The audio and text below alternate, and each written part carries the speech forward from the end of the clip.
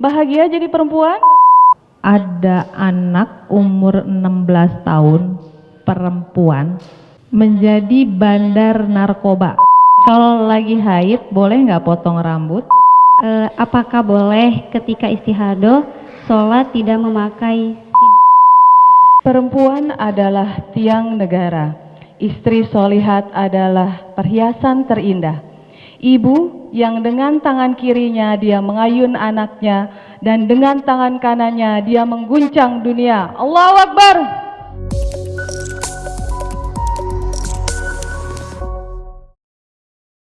Untuk mempersingkat waktu juga karena udah makin sore, dipersilakan untuk Ustazah Iin. Assalamualaikum warahmatullahi wabarakatuh. Innal hamdalillah wassalatu wassalam ala Rasulillah amma ba'du. Rabbi shrah li sadri wa yassir li amri walul 'uqdatam min lisani yafqahu qawli. Allahumma inni a'udzubika min syarri ma sana'tu wa min syarri kulli dzisyar la haula wala quwata illa billah. Pada yang saya hormati dan saya cintai karena Allah, seluruh pengurus Guroba Youth Crew yang dirahmati Allah Subhanahu wa taala, wabil khusus Bunda Nia beserta stafnya, juga seluruh anggota dari Guroba Youth Crew yang dirahmati Allah Subhanahu wa taala. Bahagia sekali di sore hari ini saya dapat berkumpul membersamai muslimah salihat semua. Semoga segala langkah antuna semua bisa menghantarkan antuna ke surganya kelak. Amin ya rabbal alamin. Salawat dan salam tak lupa kita haturkan kehadirat junjungan kita Nabi besar Muhammad sallallahu alaihi wasallam beserta keluarganya, sahabatnya dan orang-orang istiqomah berada di jalannya. Mudah-mudahan kita semua termasuk orang-orang yang mendapatkan syafaatnya di yaumil akhir kelak. Amin ya rabbal alamin. Apa kabar semua? Alhamdulillah. Bahagia menjadi perempuan? Kok nggak pede? Bahagia jadi perempuan? Insya Allah bahagia, karena perempuan adalah anugerah terindah dari Allah Subhanahu wa taala. Ya, Allah ciptakan kita begitu indahnya sehingga Allah berikan kepada kita hadiah berupa jilbab. Jilbab ini adalah hadiah terindah dari Allah Subhanahu wa taala sebagai bentuk penghargaan dari Allah tercinta kepada kita supaya kita kaum perempuan lebih dihargai, lebih dihormati, dan lebih terjaga kehormatannya. Ya, jadi indah sekali ya jilbab itu, nggak ada paksaan. Ya. Baik, sekarang kita akan membahas tentang makhluk istimewa dari Allah Subhanahu wa taala, yaitu perempuan. Nah, fikih perempuan yang akan saya sampaikan di sini tentang fikih darah wanita. Saya izin diri ya, ini bisa sampai saya jalan-jalan nggak? Kalau nggak saya gini aja, karena saya bisa ngelihat. Ini pas mati, qadarullah.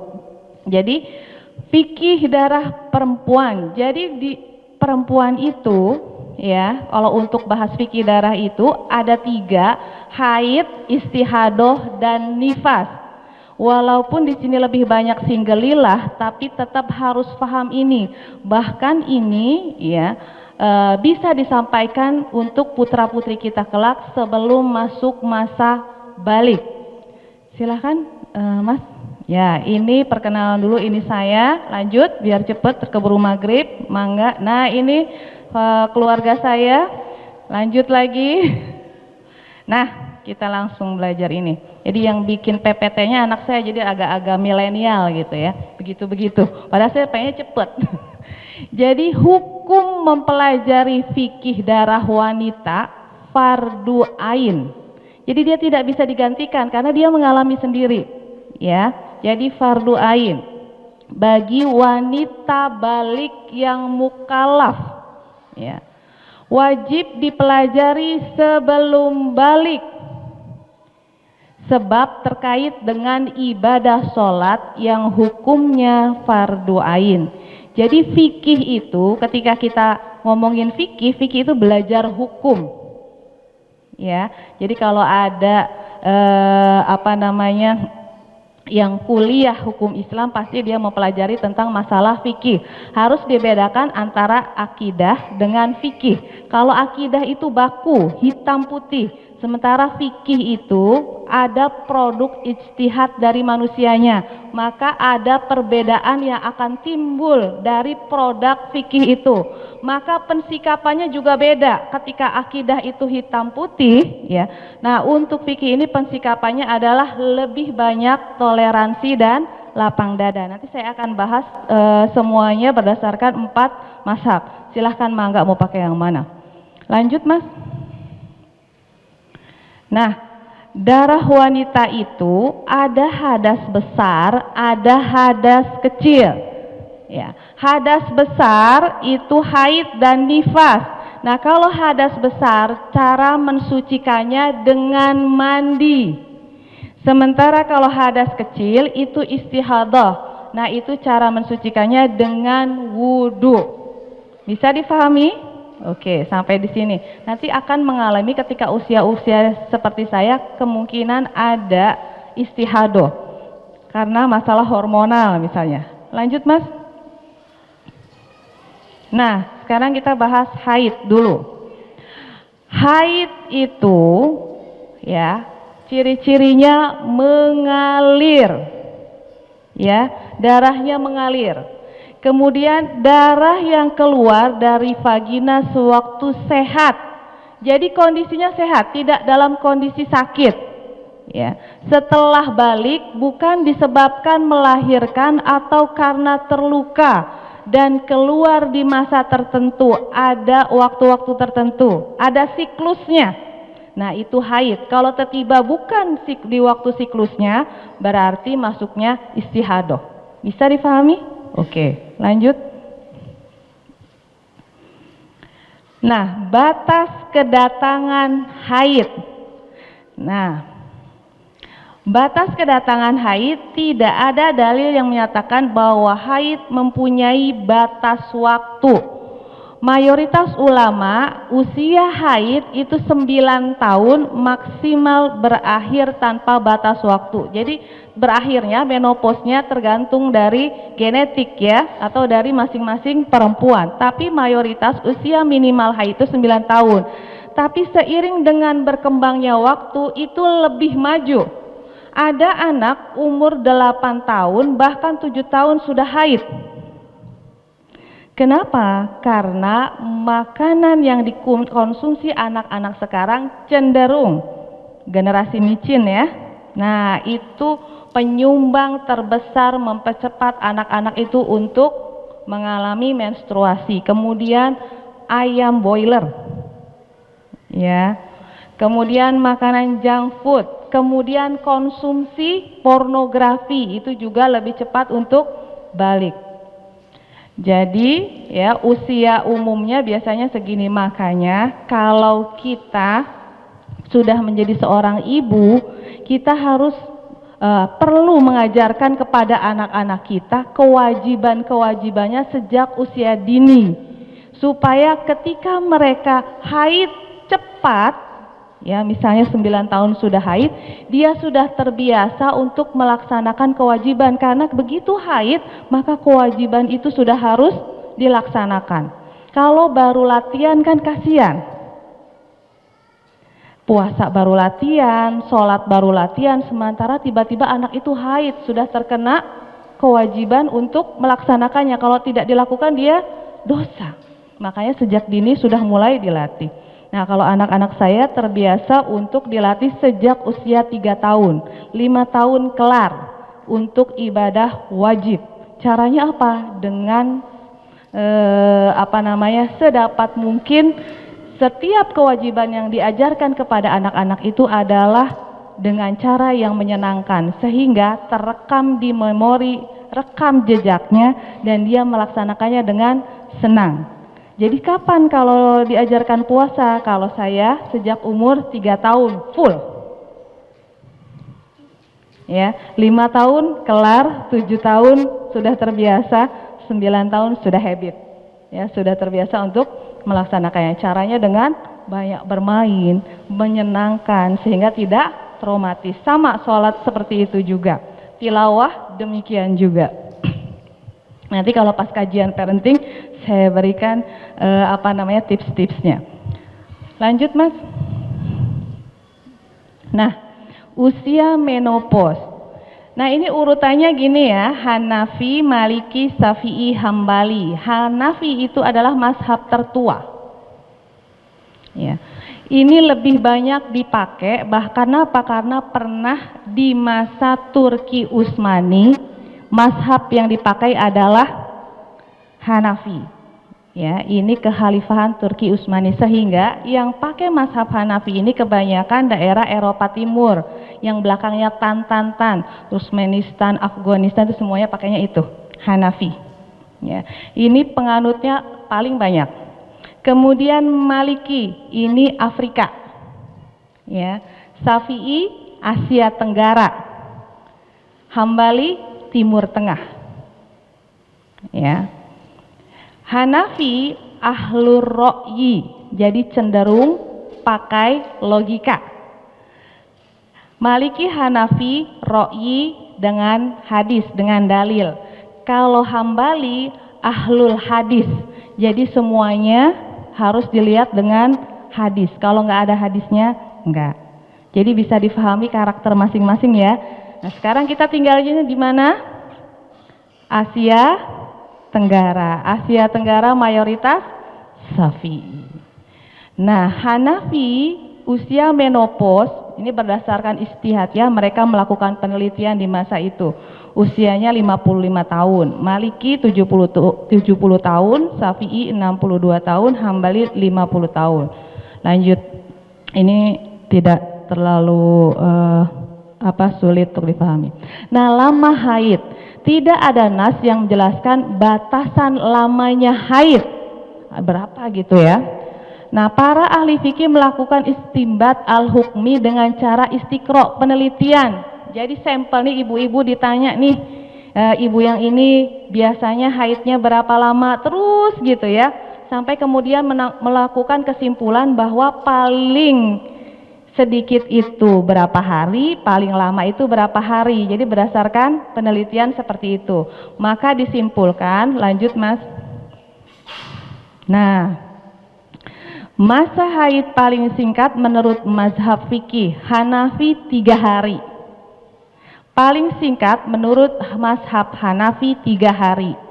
Maliki sesaat. Jadi hanya flek saja itu sudah dianggap haid. Flek pagi, kemudian sorenya udah bersih, itu termasuk haid. Kalau mazhab Maliki. Kalau mazhab Syafi'i 1 hari 1 malam. 1 hari. Ya, itu sudah haid. Hambali sama demikian pula. Lanjut. Nah, masa haid paling lama menurut mazhab fikih Hanafi 10 hari. Lebih dari itu istihadoh. Maliki menurut keadaan. Jadi kebiasaan. Kebiasaannya kita berapa hari? Kalau kebiasaannya 7 hari, tiba 8 hari atau 9 hari, sisanya itu istihadoh. Ya. Syafi'i 15 hari, Hambali 15 hari. Ya. Kalau lebih dari 15 hari artinya istihadoh. Lanjut. Nah, untuk fikih kontemporer ya, setelah diteliti lebih banyak lagi, kalau dulu kan susah ya, kalau sekarang kan bisa lebih sampel dengan kemajuan teknologi, orangnya lebih banyak yang diwawancarai. Nah, itu karena setiap wanita berbeda, maka dikembalikan pada kebiasaan yang berlaku. Kalau di fotokopian enggak ke fotokopi kayaknya. Ya, kebiasaan yang berlaku artinya tadi ya, kebiasaan kita biasanya berapa hari dalam 1 bulan itu.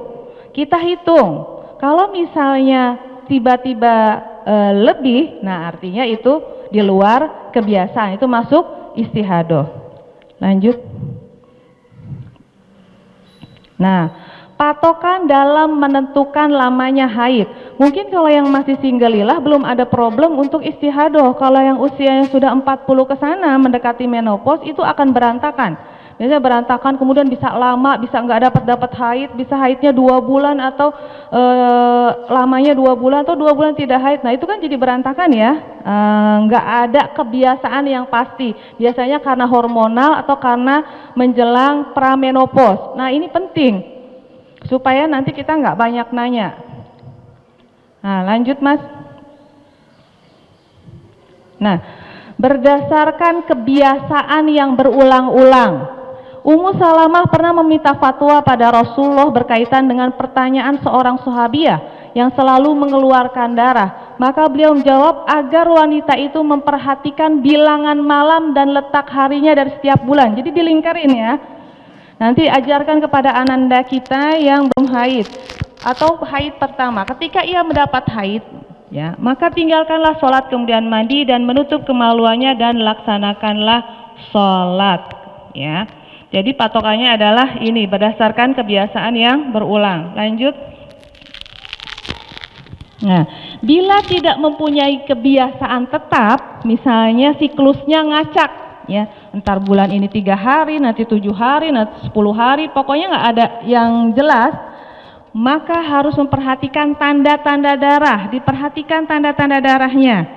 Ya, dalam hadis Fatimah binti Abu Hubais ketika ia bertanya pada Rasulullah tentang darah haid, maka Rasulullah menjawab, apabila darah itu darah haid, maka darahnya berwarna hitam. Ya, yang telah dikenal oleh kaum wanita, kita paham bahwa itu adalah darah haid. Maka berhentilah kamu sholat, tapi kalau tidak demikian berwudulah lalu sholatlah, karena itu hanyalah gangguan otot.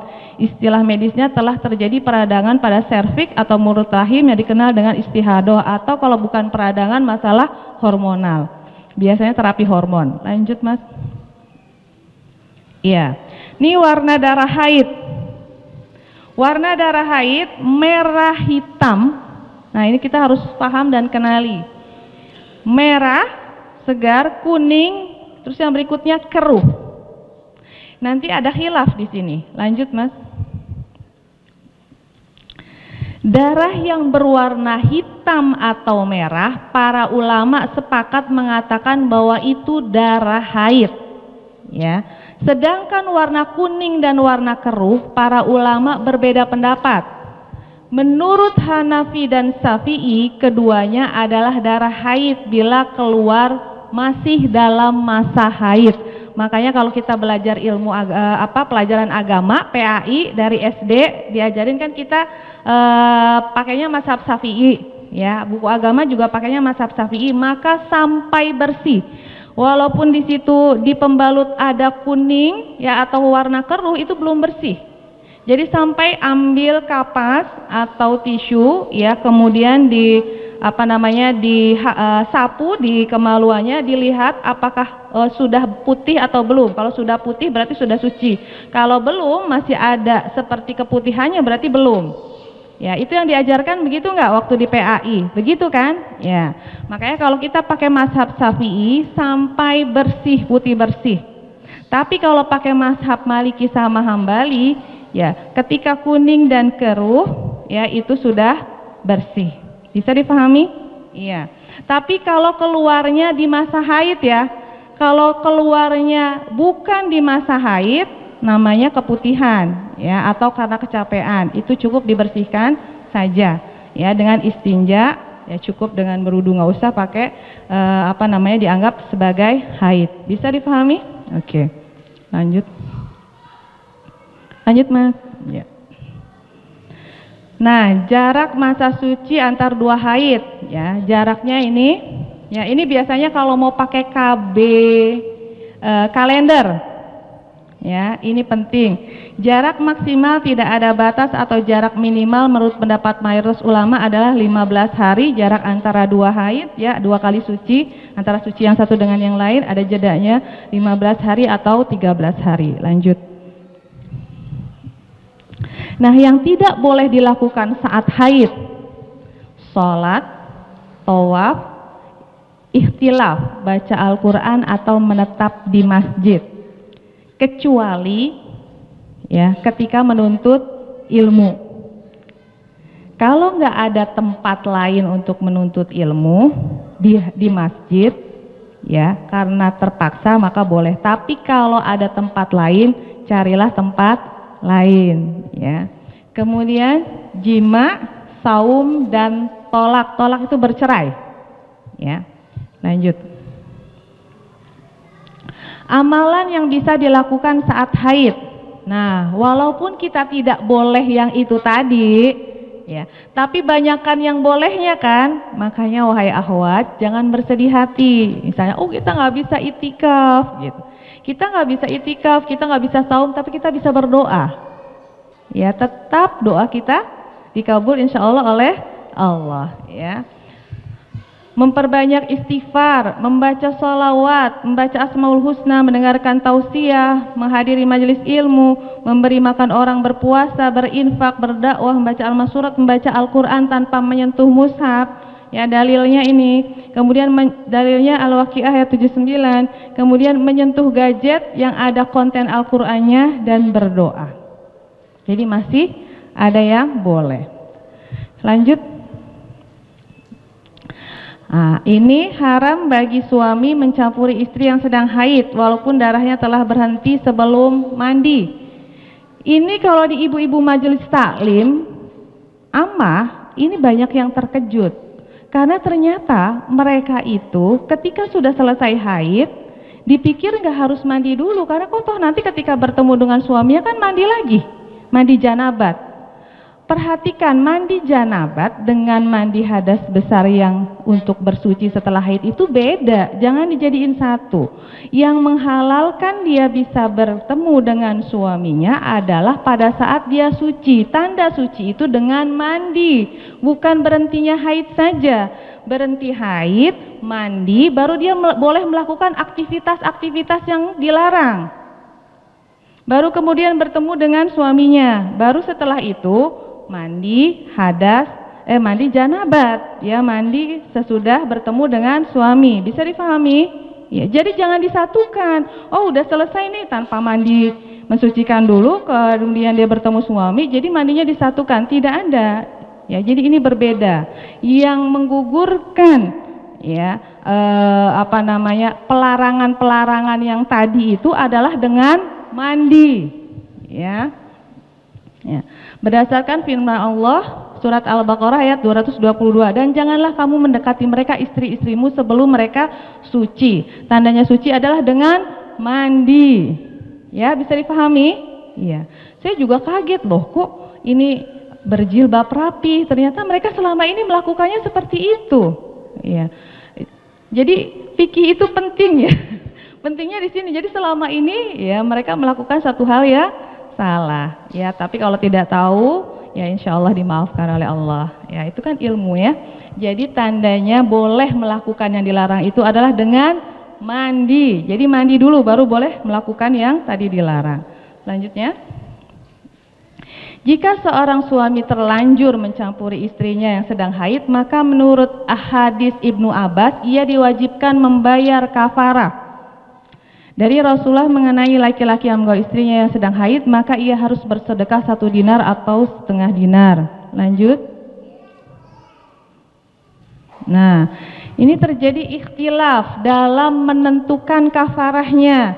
Ada yang memerdekakan budak, ada yang membayar 1 dinar, dan mayoritas ulama berpendapat suami hanya diwajibkan bertaubat dan beristighfar saja dan tidak mengulangi lagi perbuatannya. Lanjut. Nah, sekarang kita masuk istihadoh. Nah, istihadoh itu bukan darah haid dan bukan darah nifas. Disebut juga penyakit sebab keluarnya tidak pada masa haid atau nifas. Wanita yang melakukan darah istihadoh dinamakan mustahadoh. Jadi mereka ini ya mengeluarkan darah di luar masa haid dan nifas. Lanjut. Nah, ada 4 keadaan mustahadoh. Lanjut, Mas. Nah, yang pertama, pemula dan tidak dapat membedakan darah. Nah, ini mereka yang baru pertama kali haid ya. Seperti wanita yang belum mendapat haid, Nah, Syafi'i dan Ahmad itu haidnya dihitung sehari semalam. Kemudian fuqaha yang lain haidnya 6 atau 7 hari, sisanya adalah masa suci. Kenapa ini dibahas? Karena biasanya wanita yang baru pertama kali haid, siklusnya belum jelas. Jadi ada yang kayak anaknya teman saya haid umur 8 tahun, tapi haidnya cuma 1 hari. Besoknya bulan berikutnya haidnya 10 hari, lama. Besoknya lagi 3 hari. Nah, seperti itu. Nah, itu ya, dilihat siklusnya yang berantakan seperti itu, kita lihatnya dari kondisi darahnya. Ya, warnanya, ini darah haid atau darah istihadah. Ya. Kemudian pemula tapi dapat membedakan darahnya. Nah, ini wanita yang punya pengalaman keluar darah dan mampu membedakan jenis darahnya. Itu yang sudah haid beberapa hari. Maka ditunjukkan nih jenis darahnya begini. Makanya perlu pendampingan para ibu nanti kalau singgelilah sudah jadi ibu, kalau anaknya sudah mulai ya keluar tanda-tanda kalau bahasa biologinya itu tanda-tanda ciri-ciri kewanitaannya, itu ada kemungkinan sebentar lagi balik, itu dampingi ya, karena dia juga lagi bingung dengan keadaannya, dampingi ya, kemudian sampai dia merasa nyaman ketika menceritakan bahwa saya saat ini haid. Jadi yang pertama kali diberitahu adalah ibundanya. Kalau sama temennya bisa aneh gitu. Karena saya zaman saya lahir udah zaman, kalau saya sih nggak sama Antuna ya, saya udah 45 tahun, kemungkinan SD-nya tahun 80-an, itu teman saya kebanyakan ceritanya sama teman. Jadi ibunya nggak tahu kapan pertama kali anaknya haid. Jadi ada yang dibuang di kolong tempat tidur celananya, ada yang gimana. Itu bukan 1-2, itu pengalaman waktu saya SD loh, teman-teman saya seperti itu, kan bahaya. Padahal itu berkenaan dengan najis besar. Ya, itu kan nggak bisa dibuang sembarangan. Bisa dipahami? Iya, ini harus dipahamkan untuk anak-anak kita. Nah, kemudian bila darahnya lemah, maksudnya pucat gitu warnanya, namun lama waktunya, maka itu adalah darah istihadah. Dia pucat tapi lama banget, bukan warnanya terang hitam tadi ya. Pucat cuma samar-samar, kan ada pink-pink gitu ya. Yang ngeflek-ngeflek tapi pink, tapi lama nggak selesai-selesai. Nah, itu istihadah ya. Maka suruhlah dia berwudu, kemudian dia sholat. Bila kuat warnanya, maka adalah darah haid selama kurang dari 15 hari. Kalau sudah lebih dari 15 hari berarti istihadah. Lanjut Mas. Yang berikutnya terbiasa dan tidak dapat membedakan darah. Udah pengalaman nih kayak kita, tapi nggak bisa ngebedain warna darahnya. Wanita yang biasa mendapatkan haid namun tidak mampu membedakan jenis darahnya. Nah, ini ya yang nggak mampu membedakan jenis darahnya. Ini batas haidnya adalah 15 hari. Lebih dari masa itu dianggap istihadah. Ini biasanya yang dialami mereka-mereka yang di usia saya. Jadi warna darahnya itu merah terang, segar. Ini haid itu bisa dikenali dari aromanya juga ya. Aroma darah haid sama darah kepotong tangan gitu berdarah ya, itu beda.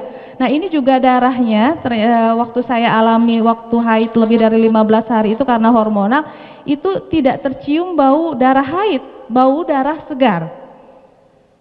Tidak amis dan tidak berbau yang khas lah ya darah haid seperti itu. Nah, ini jadi batas waktunya adalah 15 hari, lebih dari itu berarti istihadah. Kemudian terbiasa dan dapat membedakan darah haid, hukumnya ditetapkan berdasarkan pengetahuannya. Nah, kalau yang seperti ini alhamdulillah udah paham ya. Yang keempat, lanjut Mas. Nah, adab bagi mustahadah. Yang pertama, perhatikan, ketika kita mengalami istihadah, ya, berwudu untuk setiap kali sholat fardu. Jadi kalau mau sholat berwudu. Hatta misalnya dari satu sholat ke sholat yang lain, misalnya dari maghrib ke isya, kita belum batal. Kalau lagi normal, dari Isya sampai maghrib kita nggak batal, jaga wudhu, kita bisa langsung sholat. Tapi kalau lagi istihadoh, setiap kali mau sholat berwudhu, walaupun tidak batal. Ya. Bersegera menunaikan sholat setelah berwudhu, membersihkan kemaluan dan sidi saat berwudhu. Kenapa harus senantiasa berwudhu? Karena dia harus membersihkan sidinya. Harus ganti pembalut. Jadi otomatis batal kan? Jadi dia wudhu lagi. Ya, saya pernah seperti itu. Jadi setiap mau sholat, walaupun kita belum batal ya, kan harus mengganti pembalut kan, otomatis menyentuh ya, mengganti pembalut. Setiap kali mau sholat ganti pembalut. Kemudian istinja, paham ya istinja? Saya tidak perlu jelaskan lagi. Ya kalau bahasa kitanya tuh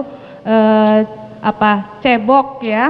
Nah itu kemudian dibersihkan sampai bersih, kemudian dikeringkan, ganti pembalut. Nah kemudian berwudu lagi, baru kemudian sholat. Bisa dipahami? Ya walaupun kita awalnya masih dalam keadaan tidak batal, nggak kentut, misalnya yang membatalkan wudu enggak, kita rasa enggak, belum bersentuh atau macam-macam gitu ya. Nah, tetap harus ganti pembalut dan berwudu kembali.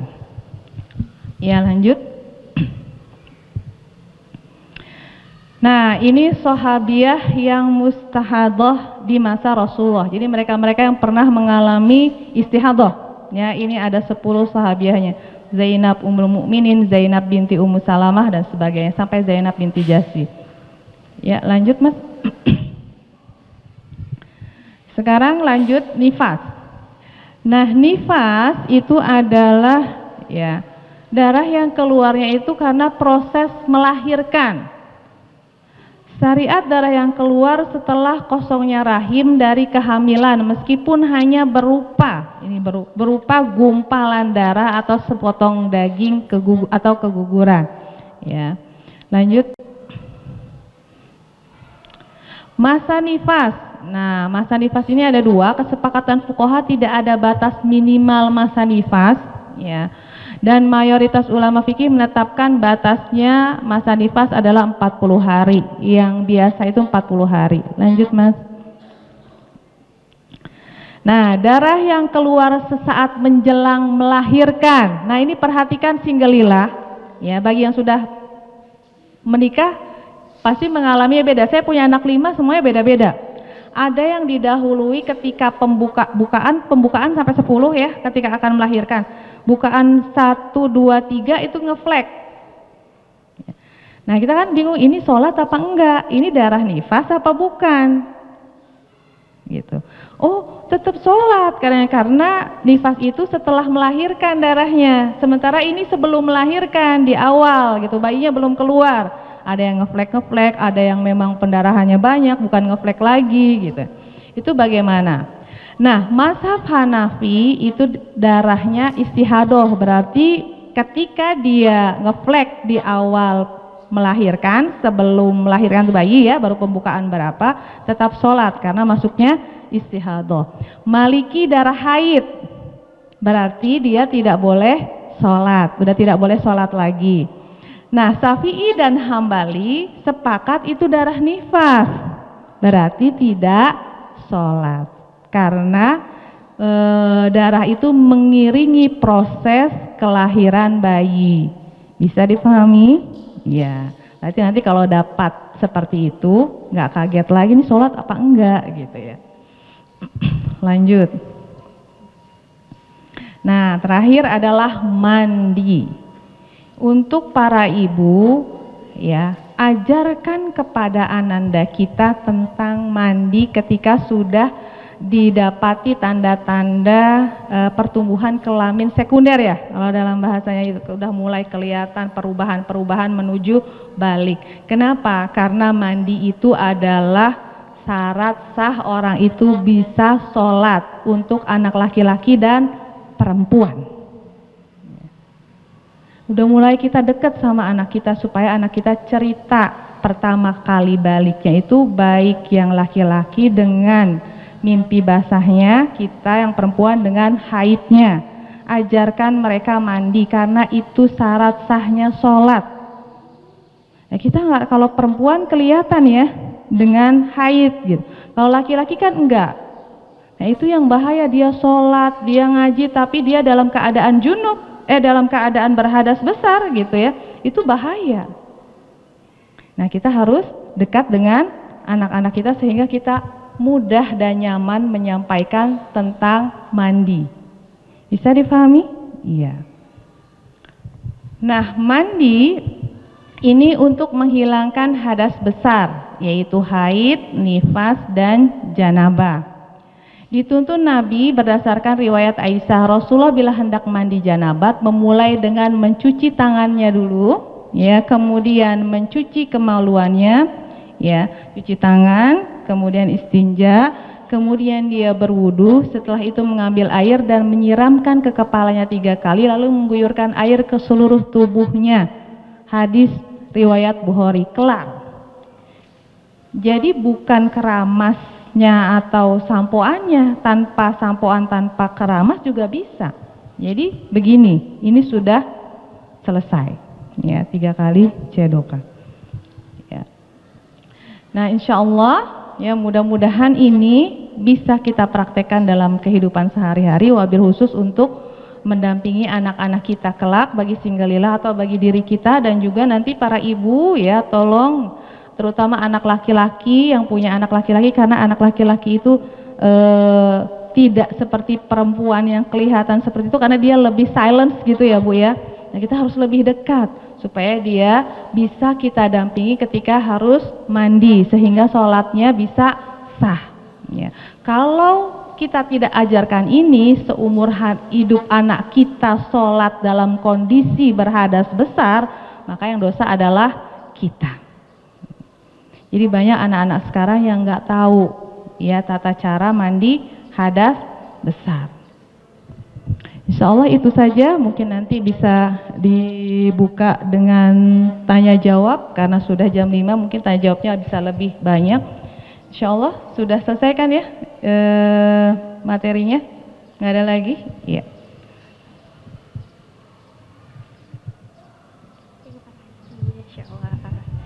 Masya Allah, Alhamdulillah.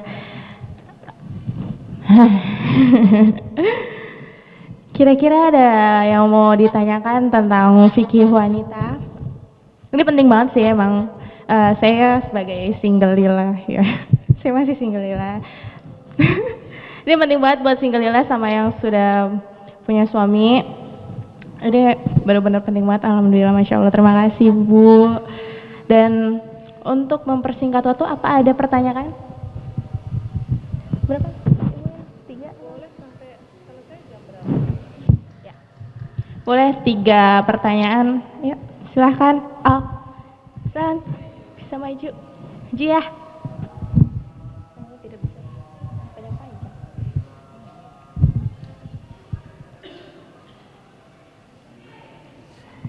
Sini. Maju aja nggak apa-apa. Namanya siapa? Silahkan. Berdiri. Ya, madep sana. Pagi. Assalamualaikum warahmatullahi wabarakatuh. Perkenalkan, nama saya Maya Rahmawati dari Jagakarsa. Saya mau bertanya, Mi, apakah boleh ketika istihadah sholat tidak memakai CD? Karena sebelumnya teman saya pernah istihadah tapi tidak memakai CD gitu. Apakah boleh? Dah pertanyaan seperti itu. Terima kasih. Wassalamualaikum warahmatullahi wabarakatuh. Waalaikumsalam warahmatullahi wabarakatuh. Ada yang mau ditanyakan lagi? Atau mau menjawab yang ini dulu, Ibu? Oke, boleh. Istihadah itu kan darah yang keluar di luar waktu haid.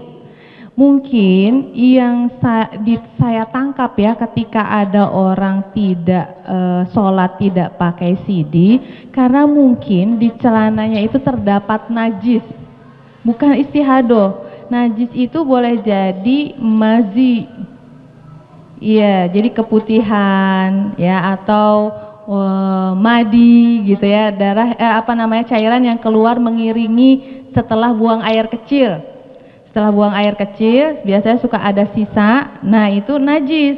Makanya dia lihat, oh CD-nya ternyata ada keputihannya. Makanya kalau lagi pergi jauh, saya anjurkan sebaiknya supaya nggak bolak-balik ganti CD atau nanti pas sholat nggak pakai CD karena ada najisnya, pakai penti. Iya, jadi pentinya dibuka karena ada najisnya, kemudian kita tetap pakai CD. Kalau masalah pertanyaannya boleh nggak sholat nggak pakai CD, ya boleh. Yang penting ketutup auratnya kan, dia pakai sarung kan. Nah insya Allah gitu, nggak apa-apa. Kalau istihadah harus pakai CD, bahkan harus pakai pembalut karena darahnya mengalir kan. Bahkan deras lebih deras daripada darah haid seperti yang saya alami, seperti nifas malah. Saya itu pakainya sampai yang pembalut nifas gitu, darahnya deras sekali. Ya tergantung sih, ada juga yang memang modelnya flek, karena mungkin pakai pakai KB apa gitu ya, seperti itu. Masya Allah. Gimana jawabannya? Alhamdulillah. Kira-kira ada yang mau ditanyakan lagi? Oh boleh, Dani. Allah. Sini maju sayang.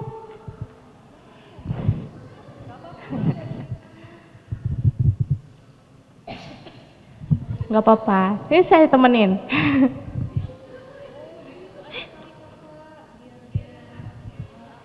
Oh ya boleh. Masya Allah. Siapa namanya? Nazir. Mau nanya apa? Mau nanya apa? Coba.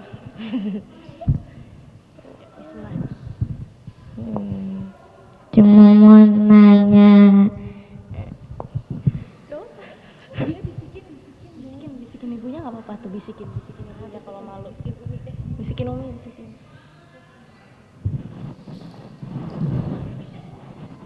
Oh.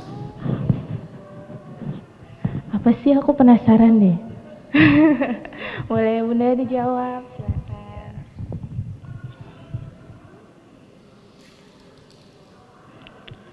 Barakallah. Nah ini pertanyaannya nanti ya, boleh diceritakan sama Uminya. Baik, kalau Umi yang ini ceritanya gini.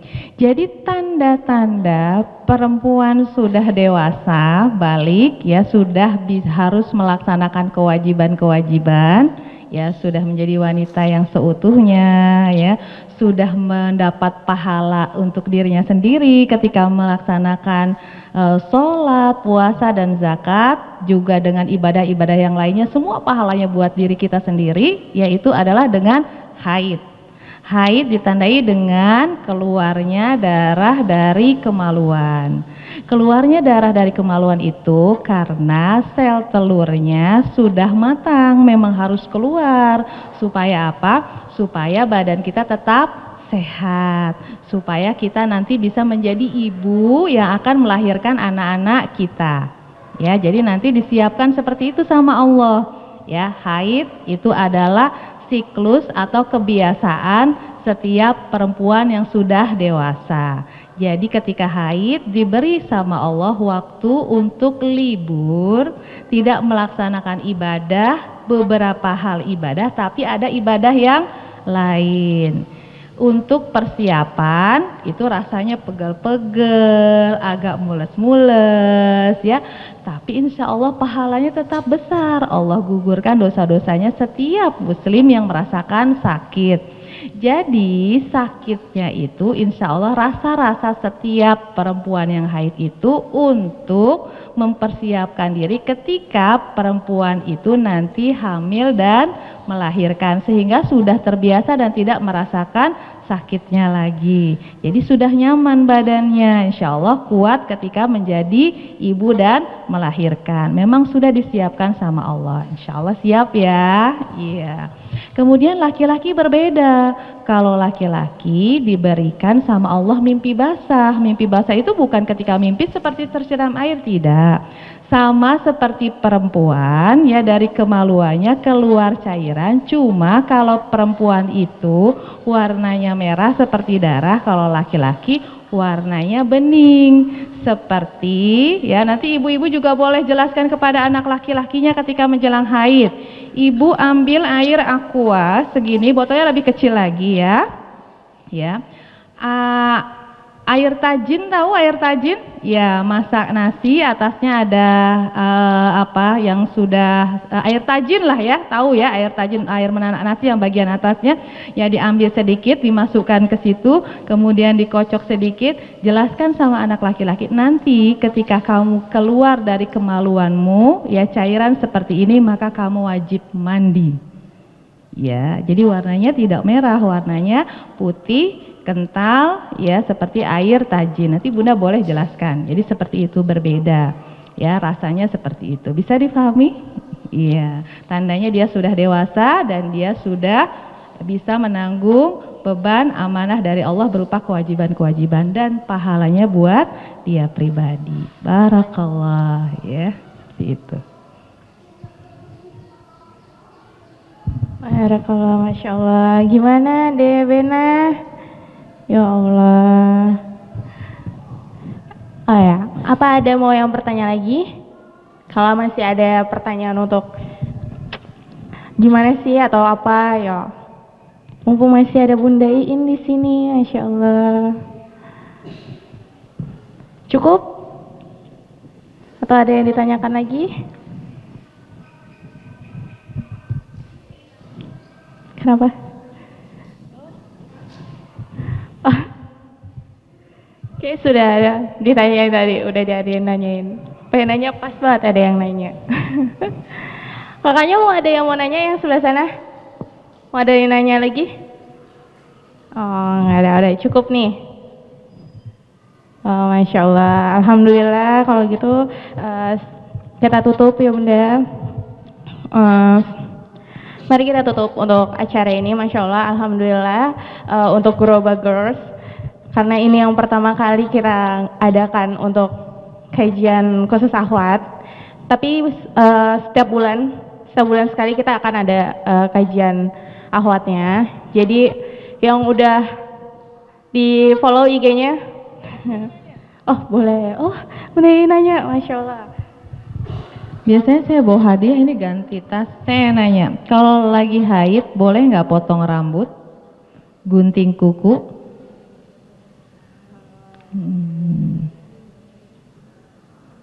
Gak ada yang nanya, biasanya suka ada yang ngumpulin kan? Kukunya dikumpulin, nanti mandinya barengan pas lagi mandi hadas. Nggak boleh potong kuku, nggak boleh bercukur. Nggak ada yang nanya? Iya, boleh nggak? Khilafiyah, ada yang bilang boleh, ada yang bilang enggak. Ya, kalau yang bilang boleh, karena itu bagian dari diri kita, jadi ketika dipotong dia disertakan ketika sedang mandi, ya dikumpulin kan rambutnya, sisirnya biasanya Syafi'i begitu, ya dikumpulin. Kalau ada apa rontok diambil nanti pas lagi mandi. Ya, sementara yang lain tidak. Jadi tidak apa-apa mau gunting kuku, mau apa, nggak masalah karena itu bagian-bagian yang sudah biasa dipotong, bukan bagian dari tubuh kita, gitu. Jadi nggak ada yang nanya. Ntar kalau ditanya sama muridnya gimana, Bu, boleh gunting kuku nggak, seperti itu ya? Ya, oke. Terima kasih Bunda, Masya Allah, Barakallah. Sekali lagi nih, ada yang mau nanya nggak sebelum saya tutup nih? Masih ada yang penasaran atau gimana? Masya Allah, berarti sudah tidak ada ya. Mari kita tutup aja kalau gitu. Oh ya, sebelumnya udah ada yang follow belum IG-nya Guroba Youth Grow? Masya Allah. Alhamdulillah, saya sih sebenarnya Masya Allah ya, nggak nyangka bisa Guroba Girl di sini, Masya Allah. Oke, dari Bunda ada yang mau di kata-kata lain atau gimana? Udah cukup? Nah, cukup. Oke.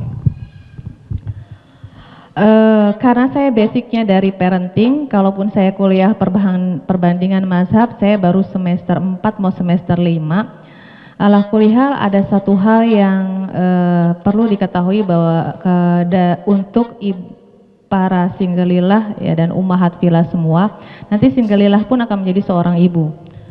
Bahwa kemarin saya baru dapat berita ada anak umur 16 tahun perempuan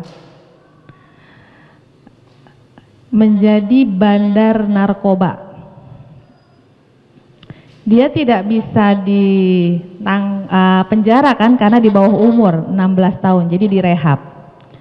Ketika ditanya, diwawancarai oleh yang rehab di sana,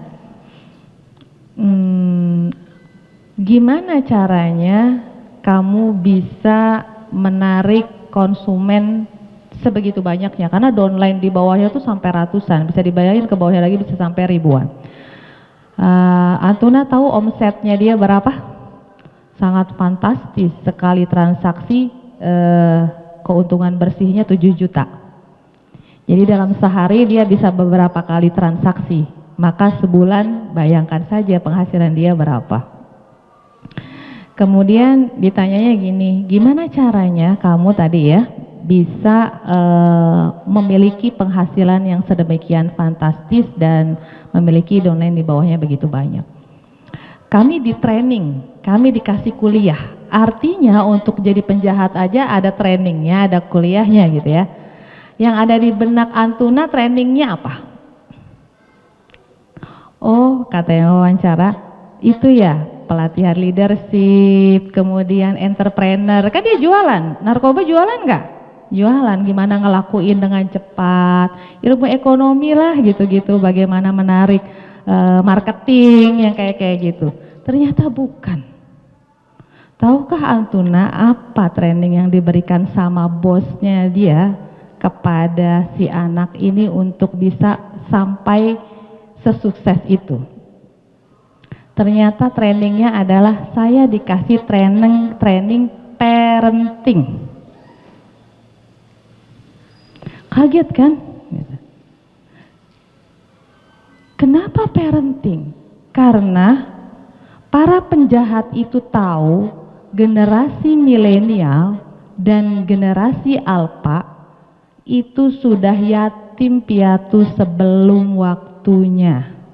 Maka peran itu diambil alih oleh mereka. Jadi cara masarinya gimana? Sini. Gini. Kalau dia lagi duduk, dipegang ininya. Kayak gini. Apa kabar? Ya, jadi gini. Apa kabar? Terus apa lagi? Kamu bahagia nggak hari ini? Terus ditanya lagi, kalau hari ini gelisah nggak? Sedih? Diberikan perhatian dengan sentuhan. Anak sekarang kurang sentuhan. Kenapa? Emaknya mainan gadget.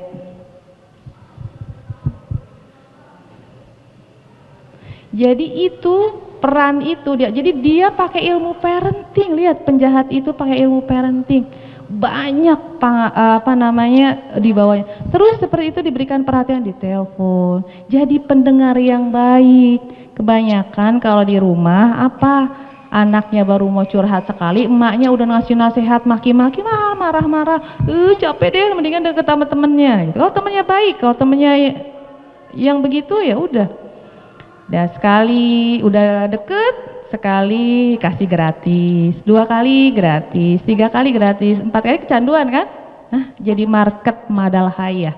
Jadi pasarnya dia seumur hidup.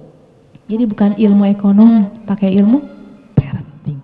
Sementara kita ya singgelilah kebanyakan pengen nikah, ya pengen dapat. Kemudian yang udah jadi ibu, otomatis udah jadi ibu kan begitu ada anak, tapi ikut parentingnya 1 jam, 2 jam. Nah dia kuliah loh. Kuliah itu kan bersemester-semester. Saya bukan hanya di training, dikasih kuliah ilmu parenting. Jadi dia tahu bagaimana perannya dia mengambil posisi ayah dan ibu para calon marketnya itu. Jadi serius banget penjahat. Kalau kitanya aja nggak serius bagaimana mendidik generasi berikutnya, habis diambil mereka. Sama LGBT juga begitu, mereka pakai ilmu parenting ya.